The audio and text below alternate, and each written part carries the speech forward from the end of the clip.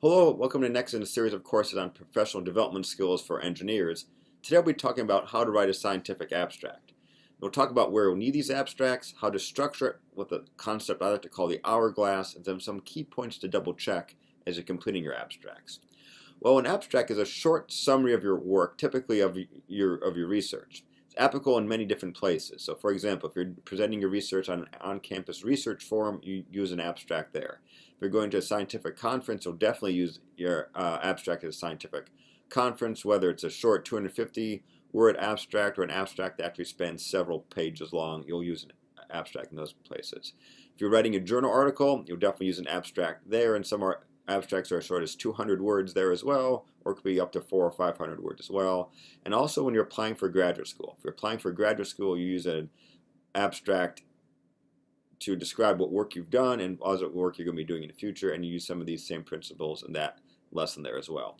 So for all these different things, the length of the concept can vary, but the principle is the same. The principle is one I like to use is known as the hourglass. Hourglasses, if you haven't grown up with an hourglass, starts broad at the top, gets narrow in the middle, and then flares out wide at the end. So broad to narrow to wide is how an hourglass is shaped and how that works, and that concepts still apply here with writing an abstract. Here's how it applies here. So for an hourglass setting for the scientific abstract, you start off with some general background information. These are facts, data, etc. about the problem at hand that allows the reader to learn a little bit more about the field and a little bit more of the topic that you're speaking about. Then you get a little more narrow and talk about some shortcomings with the existing approaches, some alternatives that have been considered or may not have been considered. And then specifically you get down to the specific task or the purpose of what you're doing. Now you build to that when you talk about the shortcomings with the existing approaches and some alternatives with some keywords, and I'll explain those in the next couple of slides. You then get narrow in the middle with the methods you have done or the methods you are going to do, the results if you have any, or the results that you expect to get if you still don't have any results yet. And then as you flare back out to become more broader, you discuss the results in context. So how do they reapply to the statement of the problem? Do the results agree or disagree with previous work? And then last importantly, why should someone care? So you loop from all the way down at the bottom all the way back up to the top to make sure you're telling a cohesive story. So to walk through these steps of the hourglass, first of all, you talk about your general background information, because you have to assume that the reader knows little to nothing about the problem that you're talking about. So you need to give the reader enough background information to understand the basic premise of your work.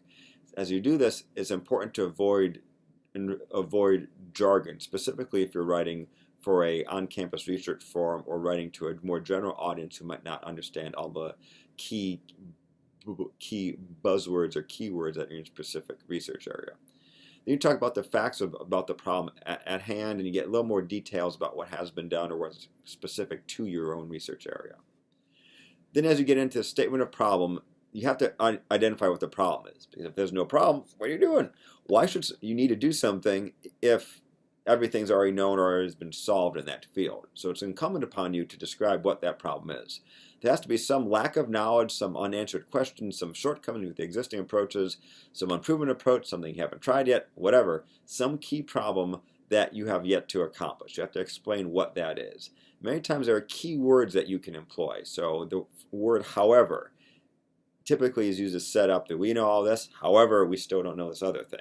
Or you set up some premises that remains unknown. If these things are remain unknown or have not yet been proven, it allows the reader to understand that these are things you still have to be working on and understanding. Then you get more specific. You say specifically what are you going to do? Many times you might include the phrase, the purpose of this study is to blah blah blah. Or we hypothesize that 1, 2, or 3. We hypothesize that A would be greater than B, C would be greater than D, whatever it might be. These should be very key and very specific because it really sets up the rest of the abstract and sets up the rest of the text. This is what you set out to do to address the problems that you just explained were key to holding back the future of your field. So these are key statements and key purposes or key hypotheses that you will come back to later. So the method, depending on how much space you have, allows you to determine how much room you have to get to these. What did you do? What experiments did you run? What simulations did you create? What tools or approach did you employ to go about solving the thing you're going to be solving? These are either methods that you have done or methods that you are going to do still if this is a work in progress. So for the results, what did you do? What did you find? What did you discover? If it's still a work in progress, what have you done so far and what still needs to be done? And when all possible, give the data. Don't just say quantity A was greater than quantity B. What is the number? Is it how many newtons, how many meters, how many psi, how many whatever?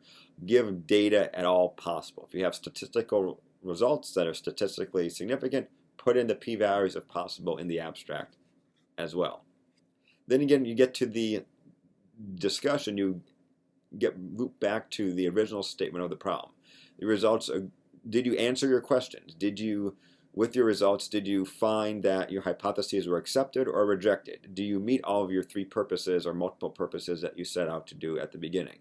Now, do you agree or disagree with what others have found? If it's a really short abstract, maybe we don't have time to get into all this detail, but if you have a much longer abstract, you should definitely include those sorts of details. Do they agree with what you thought was going to happen? So are the results expected? If they are expected, maybe you don't need to comment that we expected this, but maybe if it's unexpected and a very surprising result, maybe you comment that this was new and novel finding.